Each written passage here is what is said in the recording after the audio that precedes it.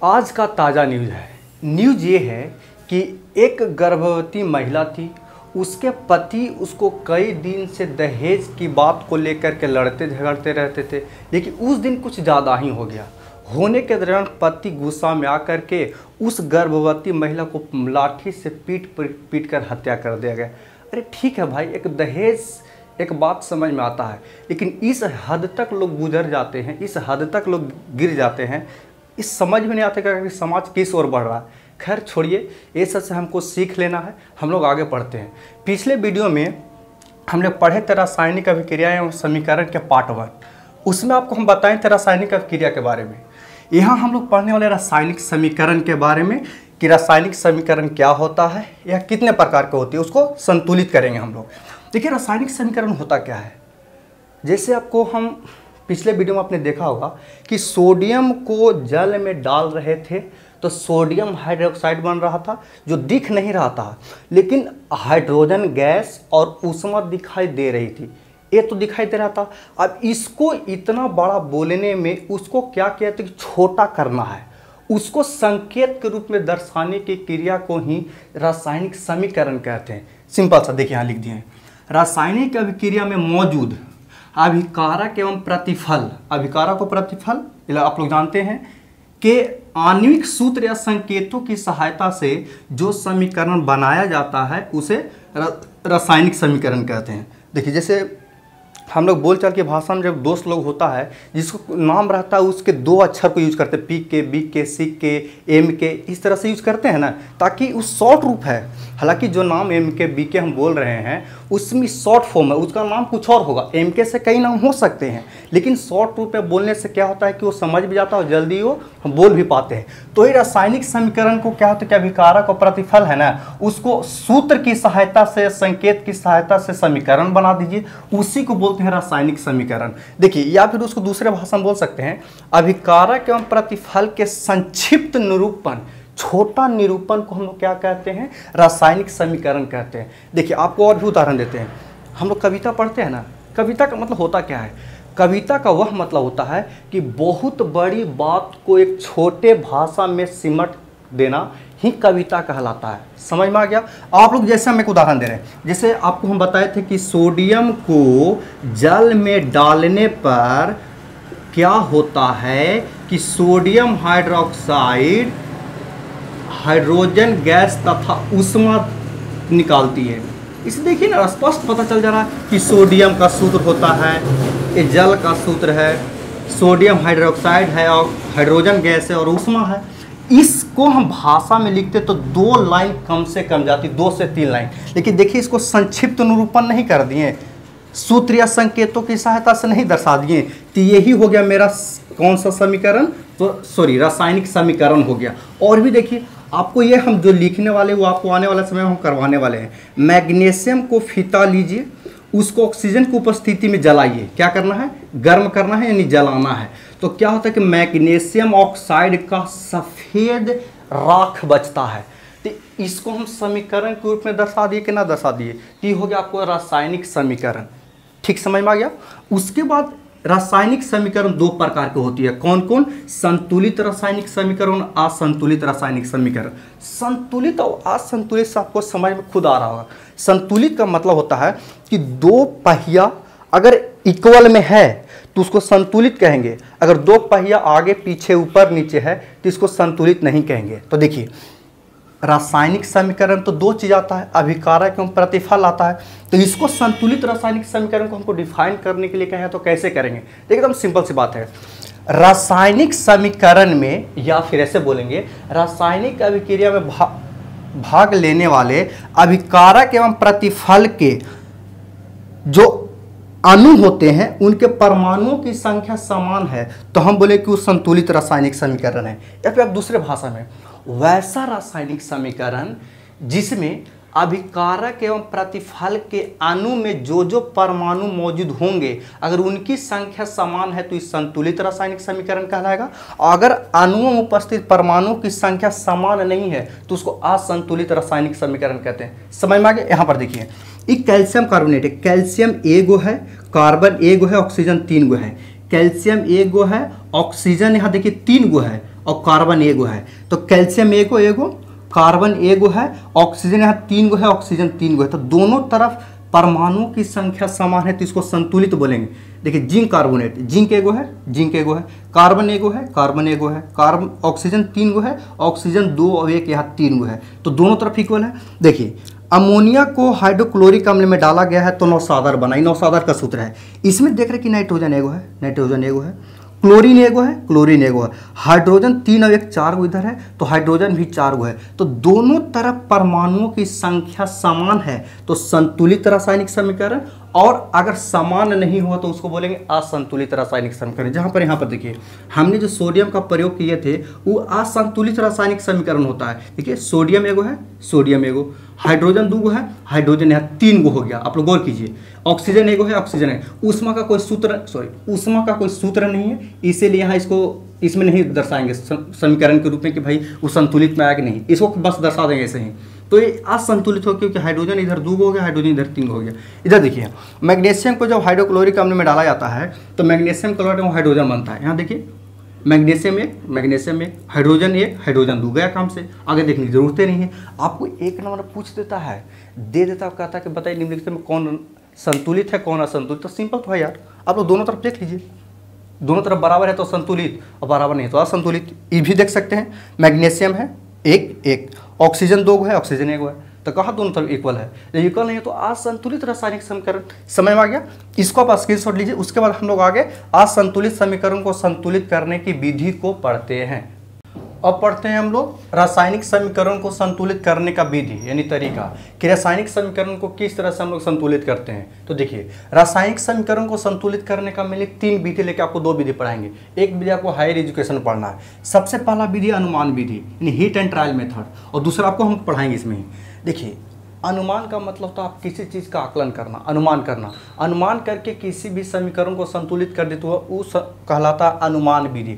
इसमें करना कुछ नहीं होता है, आप अगर गौर करेंगे तो आपको अच्छे से समझ में आ जाएगा। देखिए इसमें इस तरफ अभिकारक है और इधर प्रतिफल है, तो क्या कीजिए आप, इसका एक ट्रिक है, इस चीज़ को हमेशा के लिए ध्यान रखना है।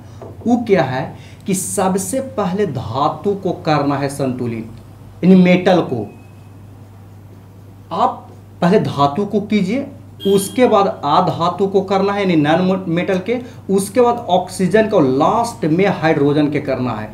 ये ट्रिक है, इसको बहुत ज़्यादा ही आपको ध्यान रखना है। पहले जो धातु आएगा उसको पहले धातु के करेंगे, फिर अधातु के करेंगे, फिर ऑक्सीजन के, फिर हाइड्रोजन के। ये बड़ा क्वेश्चन को आपको बनाने में बहुत ज़्यादा हेल्पफुल होगा। अब देखिए इसको देखते हैं, इसमें सोडियम धातु है तो पहले सोडियम को लिखेंगे और इधर फिर सोडियम को ही पहले लिखना है। तो सोडियम की संख्या कितनी है, 1 है, इधर सोडियम की संख्या कितनी है, 1 है।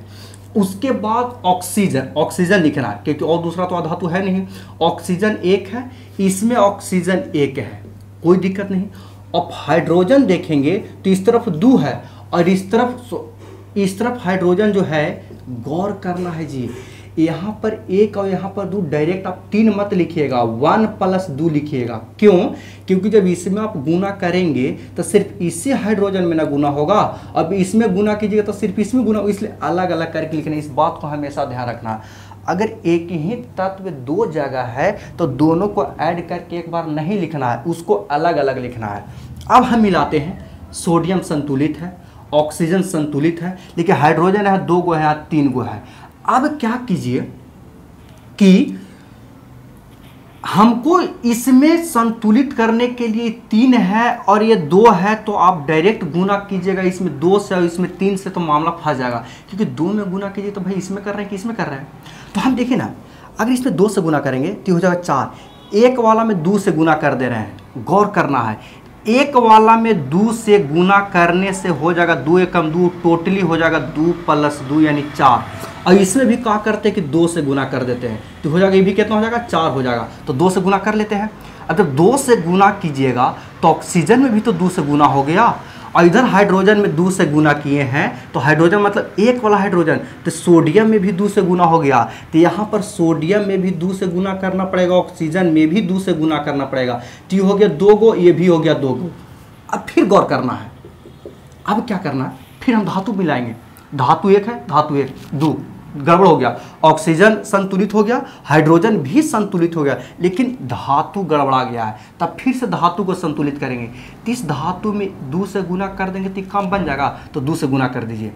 देखिए मामला फिनिश हो गया, सोडियम 2 गो, ऑक्सीजन 2 गो, हाइड्रोजन 2 2 4, तो 2 2 4। अब आप गौर कर सकते हैं कि रासायनिक समीकरण संतुलित हो चुका है। इस तरह से और आपको एक उदाहरण देते हैं। देखिए लोहा को, जब गर्म लोहा को जल में डालिएगा तो Fe3O4 पल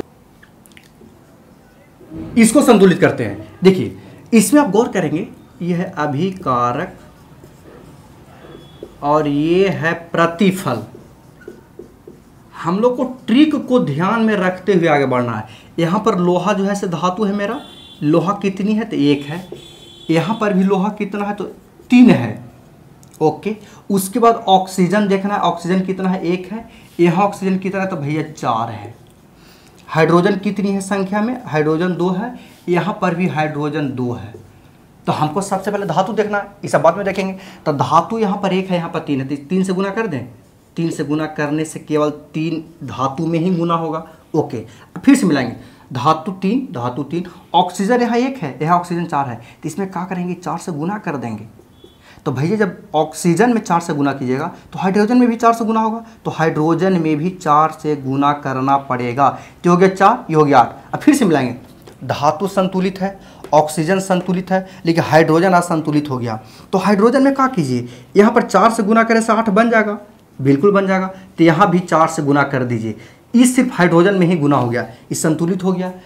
इस ट्रिक का आप ध्यान रखोगे कोई भी दिक्कत नहीं होगा। एक थर्ड क्वेश्चन आपको हम करवाते हैं। मैग्नीशियम ऑक्साइड को हाइड्रोक्लोरिक अम्ल में डाला जाता है तो magnesium chloride plus hydrogen gas निकलता है। इसको गौर कीजिएगा, यहाँ पर देखते हैं मैग्नीशियम संख्या में 1 है, इधर भी मैग्नीशियम संख्या में 1 है।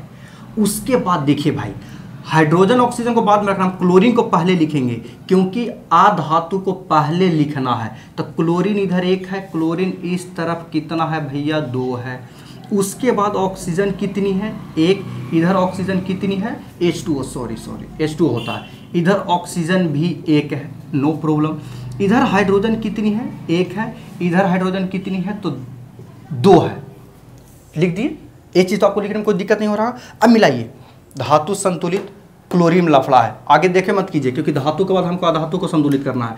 तो अधातु को 2 से गुना कर दिए। अब जब क्लोरीन में 2 से गुना कीजिएगा तो ऑटोमेटिक हाइड्रोजन में भी 2 से गुना हो जाएगा। अब आप मिलाइए, धातु संतुलित, क्लोरीन संतुलित, ऑक्सीजन संतुलित, हाइड्रोजन संतुलित। तो इस तरह से आप इस ट्रिक का ध्यान रख के आप बखूबी बड़ा से बड़ा क्वेश्चन को आप सोल्व कर सकते हैं। तो समझ में आया कि अनुमान विधि से कैसे रासायनिक समीकरणों को संतुलित करते हैं। इसको आप प्रैक्टिस कीजिएगा, इसको साइड में लिख करके आप इस तरह से प्रैक्टिस करेंगे तो आपको कोई दिक्कत नहीं होगा। पूछता है क्वेश्चन संतुलित करने के लिए, इसका बस स्क्रीनशॉट लीजिए। उसके बाद हम पढ़ते हैं सेकेंड विधि, बीजगणितीय विधि। हम पढ़ते हैं दूसरा बीजगणितीय विधि, अलजेब्राइक मेथड। देखिए इसमें हम लोग गणित लगाएंगे, गणित की विधि से जो घटाव करते हैं उस तरह से करेंगे। आपको जो पीछे 3 को समीकरण संतुलित, उसी को बीजगणितीय विधि से संतुलित करेंगे। इसमें था कि सोडियम को जल में डालने से NaOH प्लस हाइड्रोजन गैस बनता है। इसमें आप क्या कीजिएगा ना कि इसमें A से गुना कर दीजिए, इसमें B से, इसमें C से, इसमें D से, जितना भी रहेगा ABCDEF से गुना कर देना है। उसके बाद लिखना है सोडियम, इस तरफ तो A गुना है, A से गुना है तो A एकम में A गो है, और इधर सोडियम C गो है। तत्व यानी धातु या अधातु को देखते चलना है कि इसमें सोडियम में A से गुना है तो A गो है, इधर सोडियम में C से गुना है तो C से। उसके बाद हाइड्रोजन को लिखिए, हाइड्रोजन 2B के संख्या में इधर है, और इधर हाइड्रोजन C प्लस 2D के संख्या में। गौर करना है, C प्लस क्या है 2D, कोई दिक्कत नहीं। उसके बाद ऑक्सीजन, इसमें वो ट्रिक नहीं है, आप किसी को भी पहले लिखिए, कोई दिक्कत नहीं है। ऑक्सीजन इधर संख्या में B है और इधर संख्या में C है, इतना लिखा गया। अगर हम ए बी सी डी का मान निकाल के यहाँ रख देंगे तो मामला मेरा बन जाएगा। अब इसमें बात है ए बी सी डी में से किसी को भी अपने मन से मान लीजिए, एक मानिए, दो मानिए, 3, 10, 20, 50, 100 कितनों मान सकते हैं। सबसे जीरो छोड़ कर गया, क्योंकि जीरो से गुना करेंगे तो पूरा खत्म हो जाएगा। तो सबसे बेहतर है कि a बराबर 1 ले लीजिए, अपने मन से लेना है। कोई भी संख्या ले सकते हैं, कोई इशू नहीं है, किसी प्रकार कोई दिक्कत नहीं है। जब इसको समीकरण 3 को बना लीजिए, आइए जब a का मान आप 1 ले चुके हैं तो समीकरण 1 से हम लोग देखेंगे कि a और c तो बराबर है, तब a और c बराबर है तो c का मान भी 1 हो जाएगा। क्लियर? उसके बाद इस पर गौर कीजिए ना, c का मान जब 1 आ गया और b और c बराबर है तो b का मान भी 1 हो जाएगा। और जब b का मान 1 हो जाए तो a का मान निकाल चुका, b का मान निकाल चुका, c का मान निकाल चुका, तो d का मान निकालेंगे। तो समीकरण 2 से चल लेंगे, इस समीकरण 1 से चले थे हम, और इस समीकरण चले थे 3 से, ये 3 से चले थे। अब समीकरण आप 2 से चल लीजिए। समीकरण 2 में b का वैल्यू पता है 1 बराबर c का वैल्यू 1 पता है, d का वैल्यू निकालना है। तो 2 1 कम 2 1 प्लस 2d, 2 1 को एने लेके आ जाइए तो 2 माइनस 1, 1 एने प्लस में तेरे माइनस में 2d, यहाँ पर आ गया 1 बराबर 2d। तो यहाँ पर हम आपको लिख रहे हैं, इसीलिए d का मान 2 एने गुना में तेने भागा में हो जाएगा, तो d बराबर 1/2 हो जाएगा। अब आराम से ए बी सी डी का मान रख सकते हैं। अब संतुलित समीकरण बन जाएगा ए बी सी डी के जब आप मान रखिएगा तो देखिएगा, सोडियम प्लस जल NaOH प्लस H2O। हमने सोडियम A से गुना किया था, A से 1 में तो 1 लिखने की जरूरत नहीं है। फिर इसमें B से गुना किए थे तो B का मान 1 है, 1 लिखने की भी कोई जरूरत नहीं। C का मान 1 है तो 1 भी लिखने की कोई जरूरत नहीं है। D का मान 1/2 है तो 1/2 यहाँ लिख देते हैं, 1/2 H2O। ये भी संतुलित है। लेकिन अगर ऑप्शन में आपको बाटा में न रहे तो क्या करें? देखिए 1/2 है, हमको 2 हटाना है तो 2 से गुना कर देंगे, 2 खत्म हो जाएगा। तो 2 में सबसे गुना कर दीजिए तो क्या हो कि बाटा वाला कट जाएगा, तो 2Na हो जाएगा, क्योंकि सब में गुना करना, एगो में नहीं। 2H2O हो जाएगा, फिर 2Na हो जाएगा, और जब यहाँ 2 से गुना कीजिएगा तो 2 कट के H2 बन जाएगा। ये भी सही है, ये भी सही है। देख लीजिए, सोडियम 1, हाइड्रोजन यहाँ 2 है, सॉरी यहाँ गलती लिखा गया यार, यहाँ पर गलती लिखा गया, NaOH प्लस हाफ हाइड्रोजन, यहाँ गलती लिख दिए थे। सोडियम 1 है, हाइड्रोजन 2 है। देखिए हाइड्रोजन यहाँ 1 है और 2 से 1/2 में गुना करें तो 1 बचल है। 2 हाइड्रोजन में 1/2 से गुना कीजिए तो 1 ना, तो 1 और 1 2, और हाइड्रोजन 1 है, संतुलित है। यहाँ यार छूट गया है, NaOH प्लस H2O।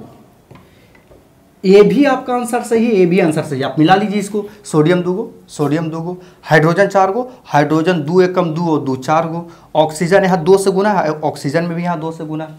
समझ में आ गया? आपको एक और हम करते हैं, उसके बाद आपको ज़्यादा समझ में आएगा।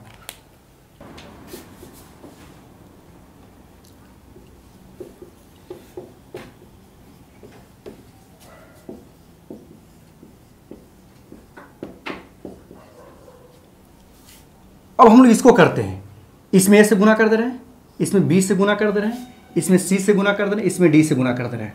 आप लिखिए, लोहा यहाँ पर A संख्या में है, यहाँ 3C संख्या में है। ओके, हाइड्रोजन की संख्या इधर 2B है और इधर हाइड्रोजन की संख्या 2D है, कोई दिक्कत नहीं। ऑक्सीजन की संख्या इधर B है, ऑक्सीजन की संख्या इधर 4C है, 4 गुने C, क्योंकि ऑक्सीजन इधर C से गुना हो रहा है, यहाँ 4 हुआ तो 4 गुने C, 4C हो जाएगा। अब आप किसी का भी वैल्यू रख सकते हैं, A B C D किसी का भी वैल्यू रखें, कोई दिक्कत नहीं। उसमें A का मान रखे थे, यहाँ हम C का मान रख दे रहे हैं। C का मान कितना रखना चाहते हैं? अपने मन से भाई, अपने मन से। C का मान देखिए यार, ज़्यादा बड़ा नहीं रखना, छोटा रखिए, सबसे बेहतर रहेगा। 1 2 हार्डली 3 4, ठीक है। तो हम 1 रखते हैं। C का मान जब 1 रखेंगे, इसको समीकरण मान लीजिए, तो C का मान 1 आ गया तो A का मान निकाल लेंगे, और यहाँ से C का मान रख के B का मान निकाल लेंगे। तो निकाल लेते हैं समीकरण 1 से। समीकरण 1 से C का मान रखिएगा 3 गुने सी मतलब 3 एकम 3, तो ए बराबर 3 गुने 1 बराबर 3 आ गया। अब समीकरण 3 में चल लीजिए, हमको किसी हर हाल में ए बी सी डी का वैल्यू निकालना है। तो b बराबर 4c है, तो 4 गुने सी, यहाँ पर a है, हाँ 4 गुने सी मतलब 4 गुने 1, यानी b का मान आपको आ गया 4। अब जब a का मान आ गया, b का मान आ गया, c का मान है, तो आराम से इसमें d का मान निकाल सकते हैं। ये तो काट सकते हैं ऐसे ऐसे यार, यानी b और d बराबर हो गया। तो b का मान कितना है 4, तो d का मान भी 4 आ जाएगा, तो d बराबर भी 4। देख रहे हैं, आप आराम से संतुलित समीकरण आप लिख दीजिए। यहाँ पर संतुलित समीकरण मेरा क्या हो जाएगा, तो आयरन प्लस जल को, गर्म लोहा को जल में डालिएगा तो Fe3O4 बनता है, आयरन ऑक्साइड बनता है और हाइड्रोजन गैस बनता है। पूछा ऑब्जेक्टिव में यार, इसको ध्यान देना है। अब एकरा में ए से गुना किए थे, तो ए का मान कितना भाई, ए का मान 3 है, 3 से गुना कर देंगे, क्लियर। उसके बाद इसमें बी से गुना किए हैं, तो b कितना है, b कितना है, b का मान 4 है, 4 से गुना कर देंगे, ओके। उसके बाद इसमें c से गुना किया, तो c कितना है, c का मान हमने 1 लिया था, 1 नहीं लिखेंगे, 1 लिखने की कोई जरूरत नहीं है। d का मान आया 4, तो d का मान यहाँ था हाइड्रोजन में, तो d का मान 4। वो आप मिला लीजिए, आप मिला लीजिए। हो सकता है कि आप वैल्यू अगर 4 5 6 रखिएगा ना, तो कॉमन भी हो सकता है। अगर यहाँ 6, यहाँ 8 है, यहाँ 2 है, यहाँ 8 है, तो 2 कॉमन करके काट सकते हैं, इस बात को ध्यान रखिएगा।